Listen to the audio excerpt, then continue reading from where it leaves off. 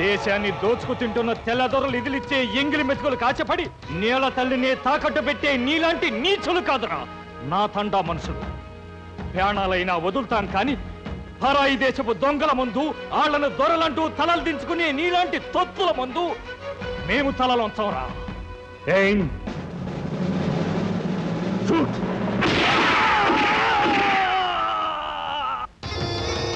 అయ్యా, మన స్వతంత్రాన్ని మన సొంత స్థలాన్ని దోసుకోవాలని నిన్ను మన తండా వాళ్ళని అన్యాయంగా బలిసేసిన మేయర్ గాడిని దొరల మూసేతి నీళ్లు తాగి ఆ పట్నం కుక్కల్ని పట్టుకుని ప్రాణాలు తీసే తీరుతాను.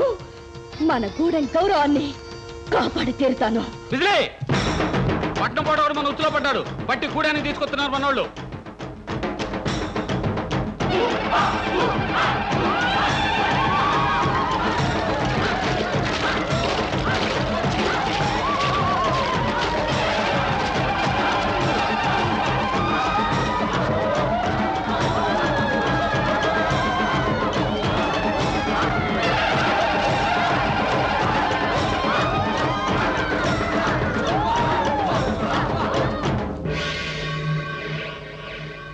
పట్నం మడిసి మా వాళ్ళ ప్రాణాలు తీయమని నిన్ను ఆ సర్కారోళ్ళ కుక్క మేయర్ గాడి పంపాడు కదూ. నువ్వు పొరపాటు పడుతున్నావు. నాకు కావలసిన ఒక మనిషి వెంటబడి వస్తూ దారి తప్పి మీకు దొరికాను. అబద్ధం. అడి మడుసులు కదా, అబద్ధం చెప్పి తప్పించుకుందామని చూస్తున్నావా?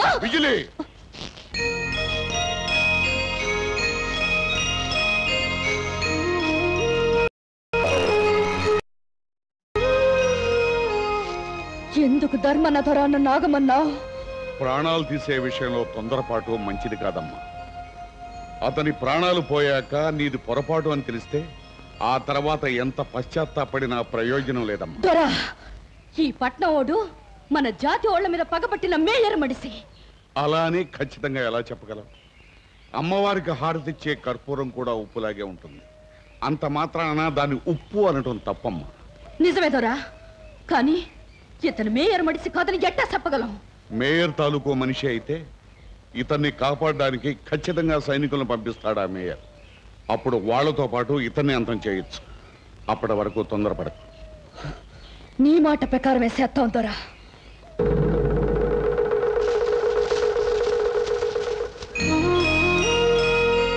పేరుకు తగ్గట్టుగా మీరు ధర్మమూర్తిలా కనిపిస్తున్నారు. ఆవేశం మాత్రమే ఉన్న ఈ అమాయకులు పాలిట ఆలోచన మీరైనందుకు అభినందిస్తున్నాను.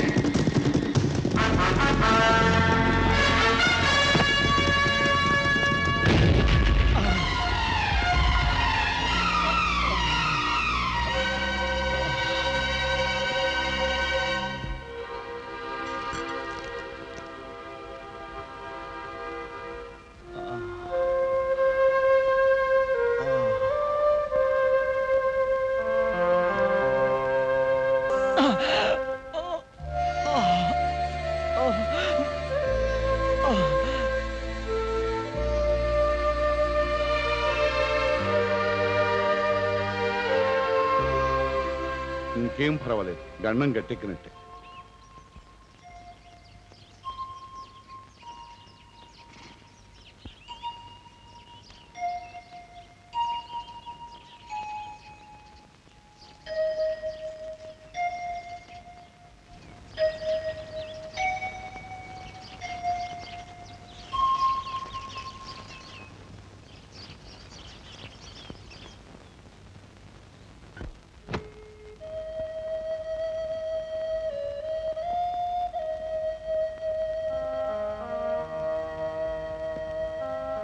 బిజ్లీ, రాత్రి పౌలు సేవ చేసి నా ప్రాణాలను కాపాడావు. నేను నీకేమిచ్చుకోగలను? మళ్ళా మా గూడానికి వస్తానని మాటిచ్చుకోదరా. ఒక ఆశయంతో, ఒక లక్ష్యం కోసం వెళ్తున్న మనిషిని తిరిగి వస్తానో రాను. అట్టా అనుకుదరా. చీకటి రాత్రుల్లో కూడా నా కళ్ళు కాగడాలు చేసుకుని నీ కోసం ఎదురు చూస్తూ ఉంటాయి. నువ్వు తప్పకుండా తిరిగి రావాలి. బిజ్లీ, అడవి పువ్వు లాంటి అమాయకమైన నీ కోరిక నెరవేరాలని కోరుకుంటున్నాను.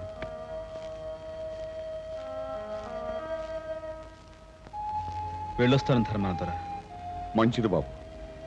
లోకంలో మంచితనం, మానవత్వం ఇంకా ఉన్నాయని నాలాంటి వాళ్ళు నమ్మటానికి కారణం నీలాంటి వాళ్ళే. క్షేమంగా వెళ్ళేది. వస్తాను బిజ్లీ.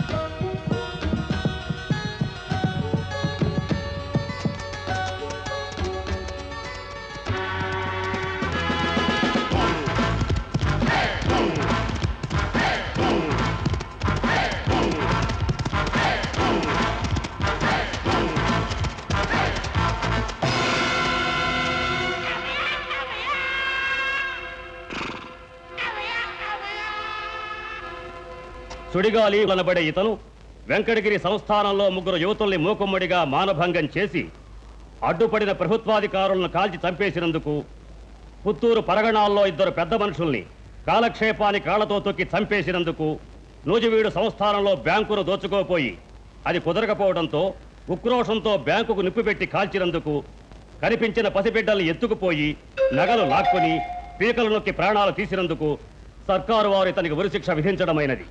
ఒరే షరీఫు గారు, చివరి కోరికగా చికెన్ బిర్యానీ తినాలుద్రా. షటప్.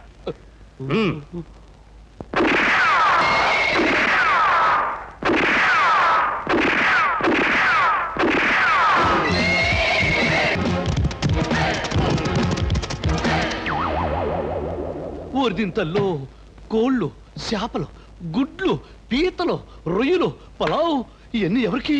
మీ ఎవ పేరుని ఇలా బోధనం చేస్తున్నావా బుడ్డోడ్డ? అవన్నీ నీకే. పీకల దాకా తాగి కడుపు నిండా మింగు. జైలు నుంచి పట్టుకొచ్చా సెంటిమెంటల్ చెప్ప, దీనిలో పెట్టుకుని తింటాను రా అప్పా.